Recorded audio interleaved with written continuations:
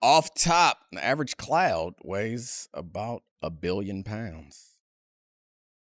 Play the music. This is the Dominique Foxworth Show. I knew that one. Welcome to the Dominique Foxworth Show. My man Charlie is here, and we are joined, as we have been for several Fridays, by the editor-in-chief of the Kimes Times, Mina Kimes. What's up? One of many defunct newspapers. Oh, no. Yeah, Times was a one-man operation though, so no layoffs there.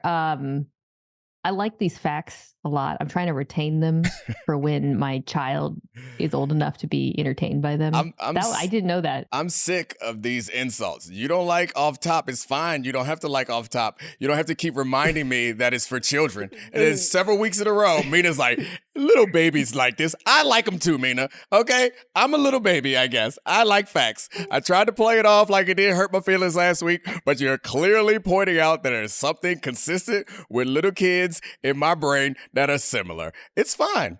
I'm happy. Well, I didn't say that they weren't interesting to adults. I just think Clearly they're especially interesting to kids. Well, do you think there's any kids who listen to this podcast? Sometimes I wonder that with my show. Kids learning about DVOA and EPA per play. Well, I'm a kid at heart, and that is Mina's podcast where they will learn about that. We have a hard and fast rule against these type of stats. No, actually, we use them all the time. I was trying to make us seem cooler and better than the nerd show over there because we're fun for kids. That's right. You literally have Bill Barnwell on Mondays. Oh, stop it. We have him on in order to distinguish ourselves from him as the Dave Canales of podcasts is what we are. You're the Dave Canales of podcast. You want to talk about that hire or do you want to talk about the games? What do you want to do? Charlie, take the wheel. Yeah. Let's talk about the games first. It is the Friday before championship weekend. We're going to see, hopefully, two really exciting football games. And I do think we should start with Ravens and Chiefs. I mean, this is obviously a juicy matchup. A couple of two-time MVPs playing against each other. The Ravens, who have been quietly historically great this season and continuing to roll against a Patrick Mahomes team where, is it fair to say they've already been overachieving considering the talent level? But my question is, let's go through this game. But let's start with the quarterbacks. Okay. Who has more to gain this weekend? Lamar or Mahomes? Oh, we first take questioning them. I like it. No. The first take question. Who's got more to gain? I'm not judging it. You're going to drill down. So we're starting. No. I'm sorry. Maybe I set the defensive tone for this show. I did not mean that. Maybe you did. I did not mean that as an insult. The defensive tone. I like that question because it's actually a tough question. I would say Lamar Jackson is where I started. Then I go Mahomes. Then I come back to Lamar Jackson. So I end on Lamar Jackson because I think Mahomes has he's right now fighting with ghosts. He's already reached that point in his career. But so I do calling Tom Brady a ghost. Yes, Tom Brady, because that's who he's actually fighting with, in my opinion. That's it. That's the only other comparison, and which is absurd. Joe Montana this early in his career. I mean, I think modern football is slightly different. Brock Purdy is the one we compare to Joe Montana in this house. How dare I? It's odd to have someone as prolific as Tom Brady to have his real competition be here already and to have them actually played against each other. So I do think that there is something about taking this team to a Super Bowl and beating this Ravens team that would elevate Patrick Mahomes to some degree, but he kind of did this last year where we're like, this team ain't good enough. He won a Super Bowl with him. I think Lamar Jackson, the only thing left on his resume to do to start to get into historic quarterback conversations is to win a Super Bowl. Mahomes is already in it, so getting in that conversation, I think, is more the game for Lamar than Mahomes. Yeah, I think I agree. It just kind of depends on what you're defining, in terms of who needs it, what would be impressive about it. How are you looking at the accomplishments? Because Lamar clearly needs it more because he needs to win a Super Bowl for us to talk about him that way. But for me, Patrick Mahomes doing it would be more impressive given the team around him and the caliber of the competition. So, I think both quarterbacks have a lot to gain in that regard. Patrick Mahomes has less to gain on its face, but as a a ball watcher. Oh God, we're a bunch of ball guys here. Yeah. We love to watch balls. As somebody who really loves this matchup Ball and the enthusiast. challenges it presents, I mean, let's live in that world of ball watching. Can I Is this the hardest defense Patrick Mahomes has faced ever? in the playoffs? Like when we think about it might be. Yeah, I mean, this defense is really, really good. I think they don't have some of the names that you would expect. I think because like there's something about having Myles Garrett out there that makes you feel like a defense is really great. And that Browns defense was great. When you look at this Ravens team, there are plenty of really great players, but they are great in ways that don't jump off the screen to average people. So like all the things that Patrick Queen and Roquan Smith are doing, I think impacting through coverage, through their drops, through the blitzes and their awareness, they go, even I don't notice them until I go back and watch. And the same is true for a lot of what Hamilton has done, but the numbers speak for themselves. I think this would be because the Niners defense that he played in the Super Bowl is really good as well. Yeah. Obviously, the Bucs defense that overwhelmed them at the line of scrimmage was very good. I think what's so challenging about this matchup, and this kind of takes us to the actual game, is this defense is very good in ways that make this particular Chiefs offense hard or vulnerable, or it's going to be hard for them because the Chiefs offense, as we know, the passing attack flows through two players, Travis Kelce and Rashee Rice. Those players are, Travis Kelce plays in the middle of the field. Obviously, he's a tight end, and the Ravens defense is so strong there. They're so good at linebacker, safety, and slot. So I think that's where it's tricky because it's easy for us to imagine a world where this Ravens defense shuts those two players down. And if you shut those two players down, suddenly you're needing to win either in the run game, which they're capable of doing, or you need other players like MVS to step up and make huge plays down the field. Yeah, I think that's an interesting way to look at it. And before we're getting closer and closer to NFL live level of conversation, I want to back us back up to some first take stuff. And the original question that you asked, I would tweak it just a little bit to who has more at stake. And why that's slightly different. Question, it's slightly different because it takes into account what you would lose should you lose this game. Mahomes loses this game, he's essentially nothing to lose territory for Patrick Mahomes. He loses this game, it does not change him at all. He wins this game, we add 100 points to his all-time great score. But Lamar clearly has a lot at stake because his team is better. He's been a number one seed before that's falling short. And the distance he could travel from losing to winning is one of the largest distances I think we've seen for a quarterback in a playoff situation in a long time. I also think it's Lamar because, and we actually did do this question on first take like a couple weeks ago. We did. Like who's under more pressure, and I said Lamar because I also think this Chiefs team will probably never be this vulnerable, and they're not bad. The defense is amazing, but. I think you agree, they're probably going to be better next year. Don't you think that? Like Kansas City is probably. We'll see what happens with Chris Jones. Maybe that would be. Yeah. If they lose Chris Jones, sure, who's a free agent, that could be a ding on them. But they're going to be better on offense next year than they were this year. That's a significant impact. But this league has changed the rules in such a way that I think having a better offense, even if your defense takes a step back, is much more important. And the percentages on landing a receiver, they should have already had a receiver considering how many they have come through there. So that suggests to me that they might land 2 or 3 in this coming year. And that's going to be something if he can do this right now. I think the loss of Chris Jones or any losses that they have on defense with injuries, he'll compensate. Mahomes will compensate for with some receivers and improve tackle play maybe. This is also the year to draft a receiver. PFF has 10 receivers in their top 40. So oh my God. People are going to be there. And Rice is good, dude. Yeah. He's legit and he's going to be better next year. And I think they're going to find a receiver who's more of a deep threat. So like a complementary skill set with Rice working underneath. Yeah, this is it. Ravens, this is your year. This is your window. Take it. Rice will be the Kelce replacement kind of guy, I think, as the guy you trust to move the chains. But yeah, they still need somebody to blow the roof off of the defense. So when I thought about this contrived question that I came up with for you guys, I thought of it two ways. So for Lamar, what he has to gain, and I don't think it's just he has nothing to gain from this. I think Lamar, of course, he has plenty to gain. No, I'm saying but I was saying Mahomes. Yeah. So, but for the Lamar side of it, I think he wins this game. He goes into the Patrick Mahomes territory of like, okay, these are the two guys. It's not a one-person generation. These are the two guys. These are the quarterbacks we're talking about as defining this era of football. Someone with multiple MVPs, a Super Bowl winner guy. He's awesome. For Mahomes, I looked at it slightly differently. And I was like looking at paths to victory. How do the Chiefs win this game?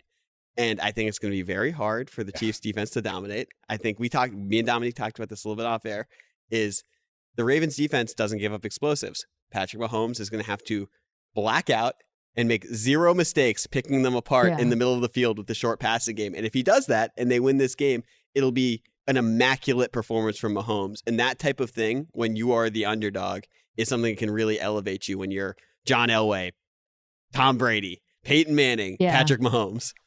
I mean, he's already there though. Yeah. Like, and like I agree with you. Well, think about this: the only game really where I felt like the Ravens defense got like, they obviously didn't go undefeated, but the game that stands out in my mind where they got actually beat down was the Rams game, and the Rams beat them doing a couple of things. One, they ran the ball really well. I can't get that first drive out of my mind against the Ravens defense. And I think Kansas City is capable of that, although it'll be harder without Joe Thuney if he doesn't play. By the way, that's a huge injury to watch. And then Stafford blacked out. I mean, he just went absolutely nuclear in that game, and they were killing them on those deep crossing routes, which Rashee Rice is capable of. So I think like you said, I think you're absolutely right. Patrick Mahomes has to have an insane performance, but he's done it a lot. Like, I don't think I'd be like, whoa, my God, Patrick Mahomes went from like 99 to 100. Like, he's already there. So he's capable of it, which is why I'm not writing. I'm picking Baltimore in this one, but I'm not writing Kansas City off by any means. Yeah, that'd be silly because Patrick Mahomes has that capability. I would say the thing about to be specific about the issue with Patrick Mahomes kind of dinking and dunking down the field is sooner or later something goes wrong. What if it doesn't? Yeah, that's the thing, is it has to not. Yeah. And that's really hard. And I think that's the recipe. Even if they were more efficient at big plays, I still, and it seems counterintuitive, I think, considering how we think of Patrick Mahomes, I still think the recipe for success for the Chiefs is to speed this game up. Like, try to get to the fourth quarter as quickly as possible. So, like, run the ball, and extended drives are hard to guarantee, but long extended drives, try to have as few possessions as possible and try to get to the fourth quarter with Patrick Mahomes having the ball with a chance to win or extend the lead. That is, I think the more plays they have, the more drives they have, the more opportunity it is for the better team to prevail. Well, so following up on that, so I think we're like getting to the point where we know that Mahomes has to play an A or an A+ game to win. The other side of this where the pressure comes in is like, what in theory does Lamar have to do? Is this Ravens team good enough to beat the Chiefs with like a B- game from Lamar? Yes, because they can run on the Chiefs, man. The Chiefs' run defense is not good. You saw that in the Bills game, and they're especially not good versus teams that spread to run, so that run out of the gun like the Ravens love to do. I don't think Lamar, he doesn't have to have a bunch of crazy throws for them to win on that side of the ball. The difference is he can have a B+ game stats wise, but the reason why he gets the MVP is because the reason why he will have he can have a B+ stat game and have success elsewhere is because the way he impacts the game. Right. And I think that the shotgun running attack is not too effective for most teams, but it works when you have a quarterback like Josh Allen or Lamar Jackson. And even if he's not the one getting the big yards, he's impacting it there. And his answer to the blitz, because there's one thing we know that they're going to test them with in the first damn quarter. He's like, all right, how are you going to beat this blitz? How he makes decisions and what he does to make them pay for the blitz to get out of that. And it could be, like we saw at the beginning of the second half, it could be 3, 4, 5-yard passes, and they're not going to stack up to a whole lot, but it's going to be enough to say, you're not going to beat us this way. And he could have a game with small numbers, but his impact on the game, I still think it matters a lot. And their receivers, I think at some point they're going to get to a point where if the Ravens play well, I assume at some point they will just try to have tight man coverage, which is that's the recipe I would use against Lamar Jackson. It's like, look, we're going to blitz you, try to rush your process, and play tight man coverage. The zone blitz stuff that the Texans was doing was leaving people wide open, and it was not testing Lamar's biggest flaw, if you can give him one, is consistently pinpoint accuracy. And that's what I would do if I was. But the problem is when you do that, you open yourselves up to big play. Because Zay Flowers could lose somebody in underneath coverage and be gone. Someone could break a tackle, and be gone. And you're opening yourself up to high-risk plays, which is what you got to do when you're outmatched. That shotgun running attack leads to a lot of ball watching, which leads to explosives. Gotta watch the mesh point. So let's move to the other game. All right. Real deep question here. What's more likely to you? A 49ers blowout or a Lions win? I say it's a Lions win. Yeah, I think a Lions win. I'm picking the Niners, but the Lions offense matches up well with the Niners defense. I still think San Francisco's going to win because I think the Niners defense matches up really well with the Lions defense, better even. And I think the Niners defense is certainly better. They're just vulnerable in ways that the Lions are primed to exploit. I mean, the big question is how impactful can Ayuk be? And we were talking about this earlier. Kevin was pointing out how great a season that Brandon Ayuk has had and the number of explosive plays he had. We don't talk about him. We don't think about him much because there are a lot of other names on that list that we like to celebrate. But Ayuk's been awesome this year with big plays, and they're going to need that from him because no matter whether Debo plays or not, he's not in tip-top form. And the scary thing, I think, for Kyle Shanahan and 49ers fans, or at least the thing that you're losing most when you lose Debo, is high reward, low risk plays. And as we were talking about in the last game, you need explosives. You can't consistently move the ball down. And when you are trying to get explosive plays, you're throwing the ball deeper down the field most of the time. And those have lower completion percentage and higher turnover percentage.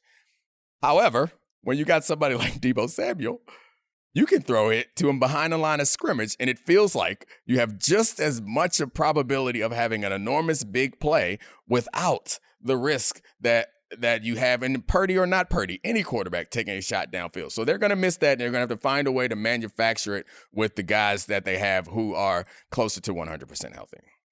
Yeah, I was just pulling it up, trying to kind of figure out the impact of Debo either not playing or not playing. And I was going through some of the splits for the Niners this year. And one of the things I was curious about, I thought, okay, I think the Lions will blitz a fair amount in this game. Something that they did in the last round. And I was thinking to myself, well, when they blitz, then, obviously Debo's probably a really helpful guy to have against that. But actually, and I was surprised, Brandon Ayuk's been way more the answer Kittle is still the number one and the offense goes through him. But I was surprised to see how often Brock Purdy targets Ayuk when he's pressured or when he's blitzed. And to Dominique's point, that's where they get a lot of their big plays. I don't think there's a DB in Detroit who can cover Brandon Ayuk. I think we'll see what they do with Brian Branch, who I think is probably already their best player in the secondary. They might put him on McCaffrey a fair amount, I think, if McCaffrey's lined up as a wide receiver.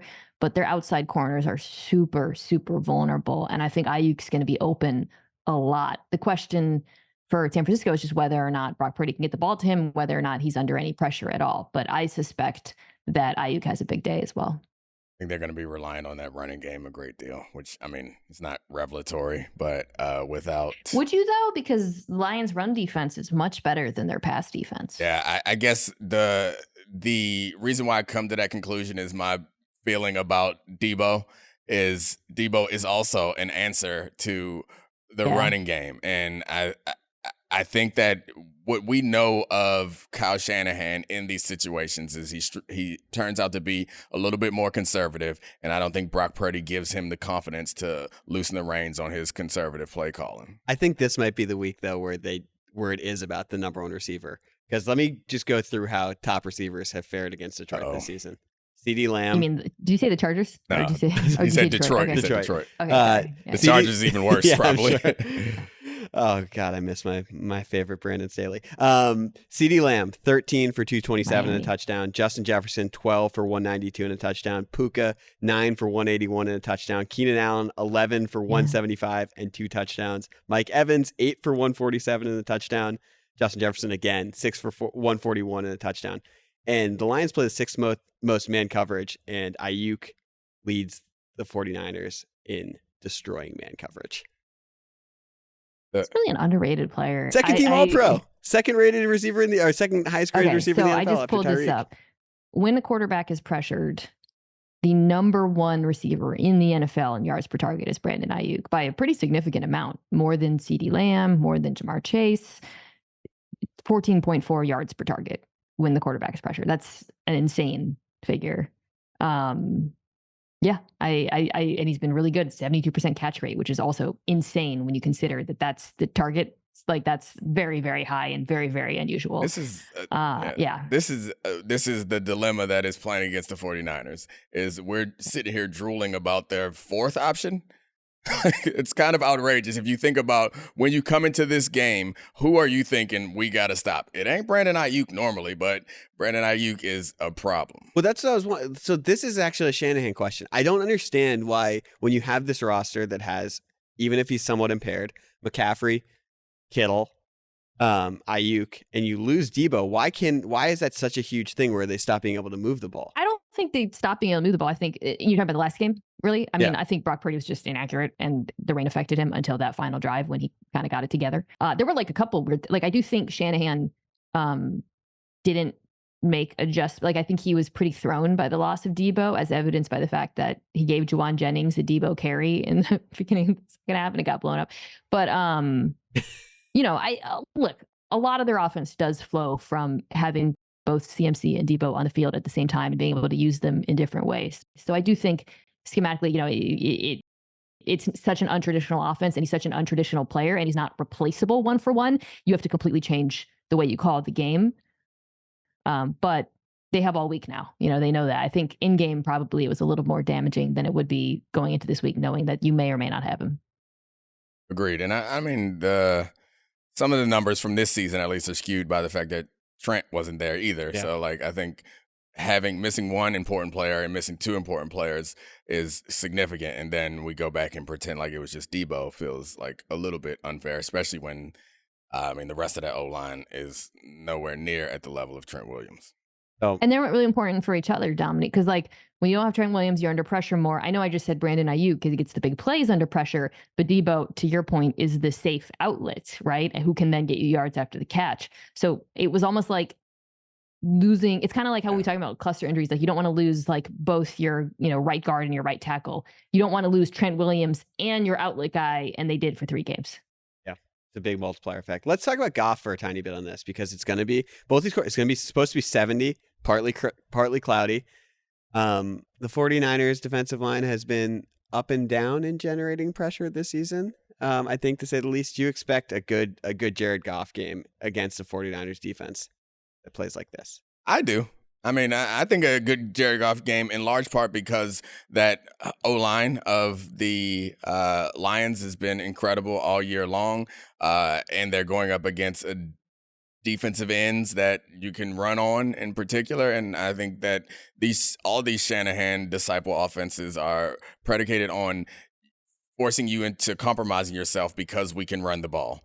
And once they hit those edges, and no one's going to all of a sudden learn how to beat Penei Sewell, once they hit those edges a couple of times and then commit to trying to stop these outside runs, I think throwbacks and speedos, deep overs, and Amon-Ra St. Brown in isolation, I think that Jared Goff, we're not going to be asking him to do anything super. And he was able to last week. He made some throws that were like, oh, that's why he was number 1 overall. I was really impressed by Jared Goff last week. Me too.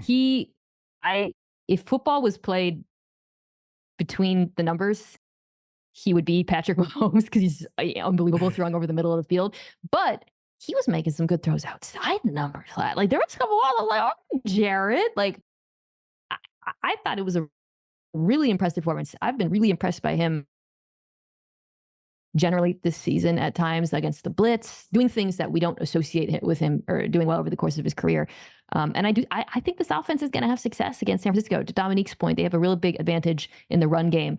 Everything we just saw Green Bay do, the Lions can do just as well against this San Francisco front. So, yeah, I think he's going to be in a pretty good position to have a good day through the air because that Niners front won't be able to tee off. So, last thing with both these offenses, they like to front run. Both of them want to be able to control the type of plays they're going to call by having a scoreboard advantage. Who needs to play from ahead more? This 49ers or this Lions team coming into this game? Can I say push? Sure. I don't know. Podcast. I mean, I guess we have evidence. I mean, Jared Goff's led comebacks before, but we have recent evidence of Purdy doing it well. Yeah, I guess I would go with the 49ers in part because of like the stats that are associated with Shanahan and coming back. But yeah, both of them, they both really need it. How are you going to decide which way to go on this one? I'm thinking, well, it's not just about the offense. Right. It's about the defense as well. Yeah. Because the Niners defense, I think, could struggle if the Lions jump out to a lead. That's a real problem for this Niners defense. The best thing for the Niners defense is if the Lions fall behind in any ways, and then that pass rush can get going. As Dominique and I talked about, I think we both think that if the Lions can keep running the ball and controlling the game, that Niners front is pretty vulnerable to that. But if they fall behind and they have to throw it, and suddenly you got Nick Bosa bearing down, then it gets a little bit more interesting for me. So I think actually I would go with the Lions for that reason, because I think the style of football that they want to play and the nature of the defense across from them. But it is close. And I want to say, like, I hear you on the front runners things, but like, man, like, both these quarterbacks have come through in fourth quarters this year. So I don't think it's impossible that one of them falls behind and actually does throw his team out of trouble. Yeah, the scary part for both of these teams, and it would be to be down like 2 touchdowns in the first half or something like that. Like, that's a different type of, I think, that's where the question, I guess that's the way I was imagining the question, is like really down. Mm-hmm. Like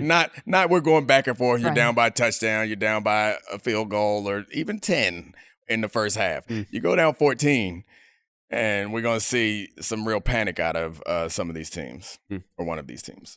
All right, let's talk a tiny bit of coaching. Dave Canales, hot.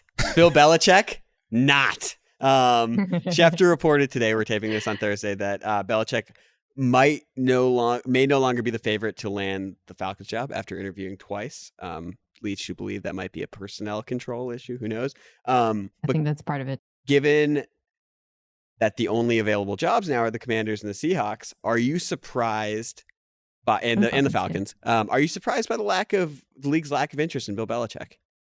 I think a lot of it has to do with what you just said, which is the personnel aspect, but not just Bill Belichick potentially wanting roster control or some sort of, final say. I don't know exactly. We don't know what he's asking for, but also the people he's bringing with him. It's a little bit like when, maybe you don't want to invite someone to a party because they're gonna roll in with Matt Patricia and Joe Judge. Oh gosh. Because I think we all expect Bill to get the band back together, right? Yeah. And if I'm a team, I'm a little bit wary of that. Yeah, it's a reasonable concern. And the Aaron Rodgers of quarterbacks, of coaches, I mean. Yeah, it makes sense why you would be uncomfortable with both of those things and why you would push back. I think that what we find it hard, or why it's kind of surprising, is given that he has a bag with 6 Super Bowls in it and has been the most accomplished coach of recent era, but ever in professional football. And that suggests he should get any job that he wants. But when he shows up and he's like, I also want to do these other things that I'm really bad at, I could understand pushing back against that. So, yeah, I forgot what the question was, but Mina probably answered it, so we don't need to go back. We're just talking about why Bill Belichick, the greatest coach of all time, isn't like an incredibly hot coaching prospect. The Dave Canales of coaches. Yeah, man, because I really feel like if he doesn't get Atlanta, he might sit this cycle out, which is crazy. But Belichick and Vrabel sitting on the board along with, I mean, obviously Slowick got knocked out last week and Ben Johnson's still in it, but those were the hot names along with Harbs. Yeah, Vrabel. Yeah, I don't know. We'll see what happens with them. I think the quarterback concern in Atlanta still needs to be addressed, and I guess if they had a quarterback, that might change because I wouldn't be. They have the talent offensively. Mm-hmm. I wouldn't be concerned about him messing that up just yet. But the question is, can he decide on the right quarterback? Because the defense got better, and that he's going to be fine with defense. I think that's the hard part. I think I'd be willing if I was Arthur Blank to go ahead and deal with whatever nonsense that Bill Belichick wanted to bring along with him because it's not an eternal commitment. It's a short commitment, and it's worth the risk. But, after seeing how they handled the quarterback situation in New England, I would be pretty wary of that. That's a good point. Oh, well, Mike Vrabel's the best coach available right now. Yeah, the Falcons could hire him, and then he could hire Arthur Smith to be his offensive coordinator, and then they still wouldn't get all those guys to the ball in Atlanta. Arthur Smith, future offensive coordinator for the Seattle Seahawks. You know what? Invest heavily in Colby Parkinson and Will Disley stock then, or other random tight ends. Let Jake Bobo cook. Oh, slow-mo Bobo, slow-mo Bobo. All right, Mina Kimes, thank you so much for joining us. See you soon, I hope. Can't wait for our live show in Vegas. Hope to see everybody listening at that. You can get tickets at bit.ly/MinaFox. And they include food and limited edition merch. Ooh, okay. I like it. Limited edition merch. Salesmanship. Foxworth undies or something. I don't know. We'll see. I don't know what the merch is yet, so don't get excited if you thought you'd get Foxworth undies. All right. See you, Mina. Time for Roses and Thorns. He's so good! How has Dominique been lately? Bad or good? Let's find out. This is Roses and Thorns. All right, time for your favorite segment with my favorite person, my wife, Ashley, and Roses and Thorns. What up, buddy? Hi, honey. I see you got the Mighty Ducks. You love that movie. I do. I think because when I was young. Mighty Duck shirt for those who aren't watching. Mighty Duck shirt. I love vintage T-shirts too. And this one was lost for a couple years, so I was really excited to it popped up today. Probably our daughter stole it and put it back. When I was little, Keenan. Keenan. Was he in the first one? Which one? Which one? It's Keenan. Okay, Keenan. The one who's on SNL. Yes, Keenan. He was chubby and I was really chubby, and he had a beautiful smile and I had a beautiful smile, and we were like the same complexion. So what really bonded me to the movie probably was something that I should have been offended by, but my cousin and sister, the ones around my age, would rewind it to the shot where they're shooting into the goal and he has this big fat smile on his face. It looks just like Ashley. But you know what? He has a beautiful smile. So now I take it as a compliment and own it and love the movie and wear the shirt. There are actually some interesting family-related sports stories from this past week that we'll get to eventually, but our family is sporting again, back into a bunch of seasons. When we got 4 basketball teams. Yes, we have 3 kids, and only 2 of them actually play organized sports because the little one is not into it. Yeah, she's into gymnastics at her own pace. Self-taught. She doesn't even want to do a gymnastics class. And first I thought I was holding her back because they're all kind of far from our house, farther out in the suburbs. But she's so into it, and so finally I was like, "Emmy, okay, you want to do it? Let's do it." No. I like to do it on my own. I said, oh, thank the Lord. I mean, she's not after school stuff, where they put mats out at the school and there's an instructor who comes in at her school. But we've never driven 30 minutes away for it. Yeah, I saw what's Declan's game a couple weeks ago. So Declan's on 2 different teams, one with his school and one with just a group of friends. The group of friends team is really good, and he doesn't play a whole lot.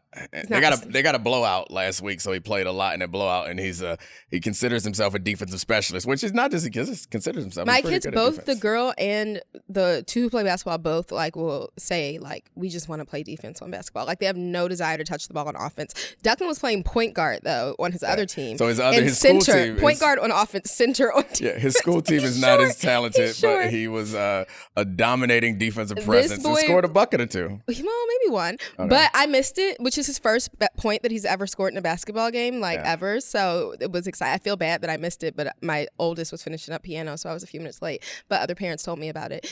And my dad saw it. He was there. But he is amazing on defense. He had at least because he just throws his body into things and does not care. Doesn't matter which plays sport. It it's football. It doesn't matter which sport he's playing. He's always playing football. He had somewhere probably between 10 and 15 steals that I saw and some hard fouls. And it was funny because it was a game at another school and he had one foul that, I mean, not some hard fouls, like one hard foul. And it wasn't even hard. It was just like very obviously We play 90s a foul. basketball in Yes, my family. Yes. It was very obviously a foul. It got called as a foul. He probably ended up with like 3 or 4 fouls, didn't foul out. Good job. But a teacher on the other team was like, that's a foul. He was sweet about it. And he was standing right next to me where I was sitting. And he was like angry. And I was sitting there like, well, the ref called the foul. Yeah, you're not saying nothing like amazing. Of course it's a foul. But so then, and he kept talking about it. And he was like, it was in good fun eventually.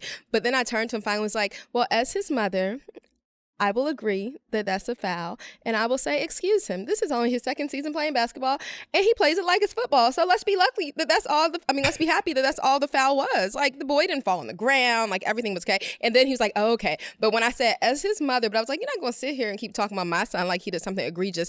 There are fouls in basketball. They get called. It is fine. Well, on Facebook, Lita Ramirez had a as his mother moment. She is Mothers are going to mother. She is the mother of CeeDee Lamb, All-Pro, I believe, receiver for the Dallas Cowboys. He got nice braids and a nice smile. I do. Oh yeah, I know who he is. CeeDee, he's the one who had who took his second phone on draft day. That's my favorite CeeDee Lamb moment. He told me about that. His girlfriend, I guess at the time, I don't know if she still is or not, reached for his phone and was messing with his phone while he was on his other phone, and he took it from her. Was like, yeah, get on my phone, mind your business. But anyway, his mother said, "Dak ain't it." Essentially, that's his quarterback, right? On Facebook, she someone suggested that CeeDee should get traded to Houston, and she kind of celebrated how good CJ Stroud is, and then unprompted said, "Dak ain't it," which I know they haven't gone deep into the playoffs with Dak Prescott, but wasn't he like really good for part of the season at least? He is really good. He's been really good for much of this season. Dakota Rain Prescott. I know that because I watch Get Up sometimes. He's been really good for his entire career. But I think how good he is doesn't matter nearly as much as like She that's just something that you do. And like I don't care I don't care to get into like what his mother is saying or not saying, but I do have a mother here who is going at teachers. I wasn't going at him. I agreed with him. I said, yes, that is a foul. You went for his I didn't get why he was all loud about it. It was a foul. He fouled him. But then after that, he would celebrate when the other team. I mean, also Declan's team was down by a ton, so chill.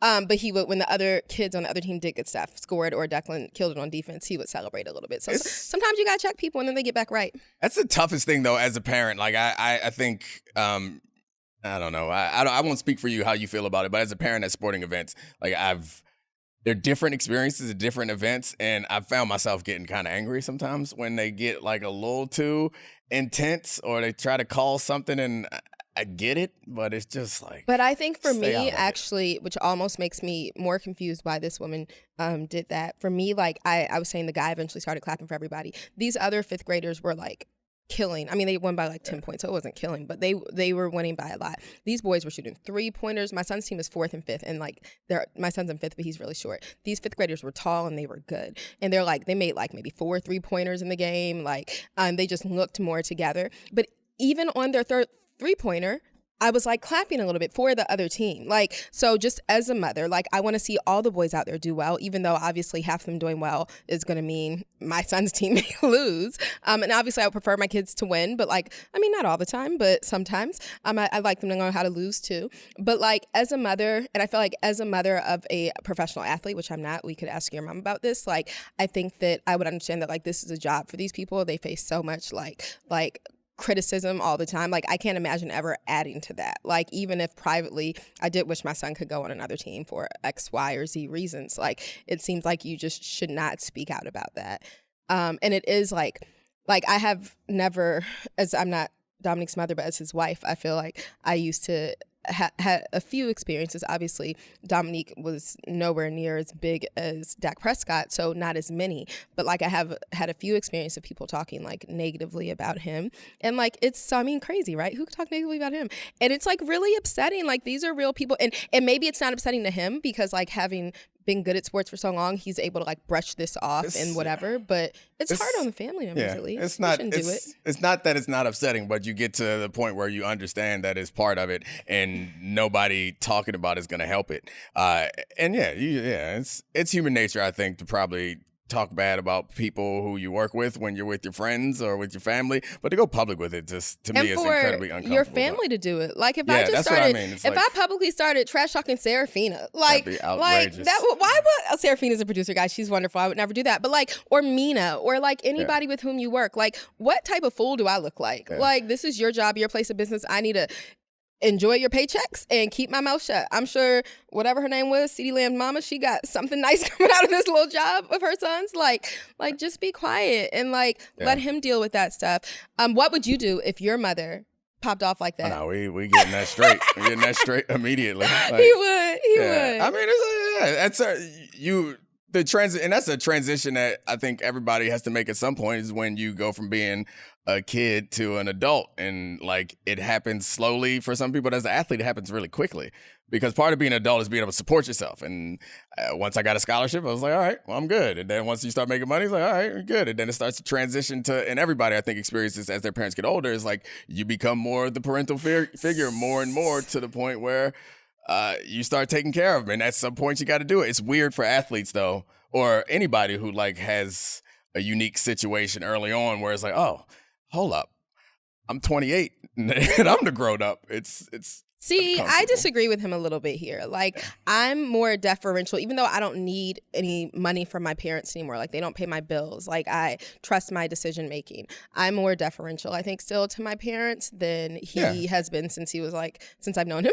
We're different. But yeah, so that's not true for everyone. I don't think it's true for everyone. If your parents live long enough, it becomes a point where you have to take Oh, care yeah, of them. yeah. So that's what I mean. But I mean, like happens we saying for when you you happen in your 20s, it's not always. Oh, no, I mean, so you I don't know that shifted to- CeeDee Lamb is in a No, place no, where he no. feel comfortable It's telling his not mama about- off like you would have told your mama off. Is all I I'm would have saying. never told her off. She wouldn't do it, but I would tell her if she did. But like, it's not even about CeeDee Lamb at this point. I think it's just an entree into the conversation about having your family, or you being a public figure and having your family do it, and having your family do things that maybe you do approve of or maybe you don't approve of. And I'm sure they'll be fine there. But the other sports family situation that's a little funnier is Jason Kelce.